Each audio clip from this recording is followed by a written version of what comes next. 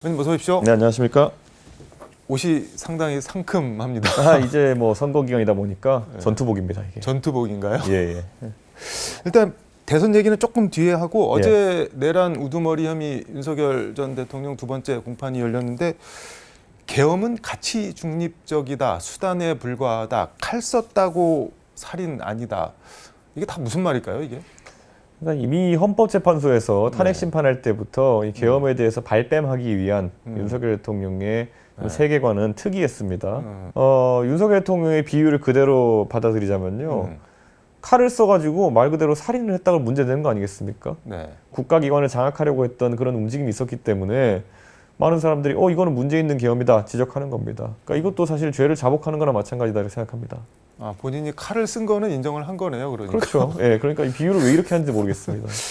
이걸 뭐 창의적이라고 봐야 되나요? 뭐 계몽용 주장도 그렇고 뭐 이런 표현들이 글쎄요, 저는 이 윤석열 대통령이 검사로서 남을 잡아넣는 것만 해봤지 뭐 방어하는 일에는 제대로 해본 적이 없는 것 같습니다. 이런 주장이 법관에게 먹힐 거라 생각하는지 저는 의외로 법률가로서 윤석열 대통령이 뭐 아주 검사로서는 훌륭했을지 모르겠지만은 상식적으로도 이해가 되지 않는 그런 방어를 하고 있다고 봅니다. 윤 대통령 변호인 김계리 변호사 그리고 베이철 변호사 셋이 서초동 뭐 어디 근처에서 식사를 한 것 같은데 사진 올리면서 내 손으로 뽑은 나의 첫 대통령 윤버지 윤석열 아버지인 것 같은데 이건 어떻게 보셨어요? 장난하는 것도 아니고 지금 탄핵을 통해서 불명예스럽게 퇴진한 대통령이 돼가지고 뭐 개인적인 지지를 할 수는 있겠지만은 윤 어게인이라는 황당한 구호를 들고 나오는 사람들이 있거든요. 이미 피선거권을 상실한 탄핵된 대통령에게 윤 어게인이라는 말을 붙이는 것 자체가 대한민국의 헌법재판소의 권위 자체를 인정하지 않는 것이거든요. 그런데 그런 움직임에 동조하는 것처럼 보여가지고 굉장히 보기 안 좋습니다.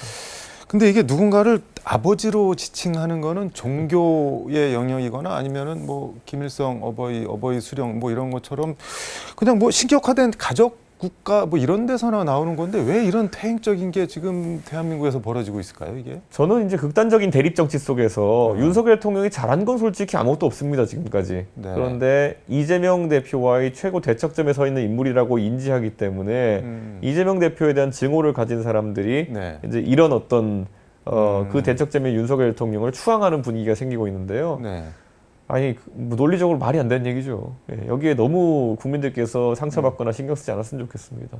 지금 말씀하신 거 들어보면 이재명이 없었으면은 윤석열에 대한 이런 뭐 열광 같은 것도 없었을 거라고 보시는 그러니까 거예요? 계엄을 한 상황 속에서 그에 대한 어떤 윤석열 대통령의 일정 부분 강성 지지층이 생겨난 것은 사실 그런 민주당의 이재명 대표에 대한 강한 포비아 그런 공포심 같은 것들이 작동해서 생긴 거거든요.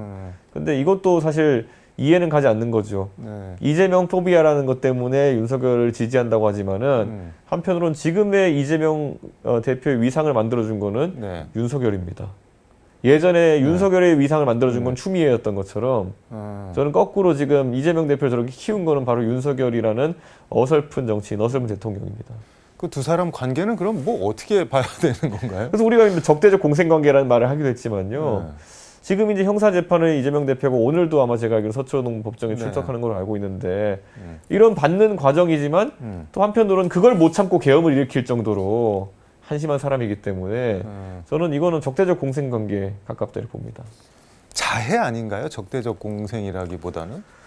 그러니까 이해가 안 가는 상황이죠. 지금까지 적대적 공생이었다가 결정적으로 사법 리스크라는 것 때문에 이재명 대표가 고생하는 순간에 계엄을 터뜨려가지고 그걸 해소시켜주는 거랑 마찬가지 아닙니까? 그러니까 저는 전혀 윤석열 대통령은 전략적 사고도 없고 결국 자기 내키는 대로 욱하는 대로 움직이는 사람이구나라는 걸 다시 확인할 수 있습니다. 민주당 경선은 이재명 전 대표가 압도적인데 뭐 거의 90%인데 이거는 김대중 대통령이 대선 경선에서도 받아보지 못한 숫자인데 어떻게 보시나요? 이재명 대표가 결국 당을 장악하는 데 성공했다 이렇게 말할 수밖에 없고요. 당을 장악한 이재명 대표가 총선 과정에서 공천 때 보여준 모습이나 이런 것이 굉장한 일방주의였거든요. 만약에 이재명이라는 사람이 국가의 권력과 의회 의석까지 다 차지하게 되면은 얼마나 일방 통행에 가까운 국정 운영을 보여줄까 이런 것에 대한 두려움이 또 사람들에게 자리 잡을 수 있는 그런 상황입니다. 근데 뭐 일방적이라고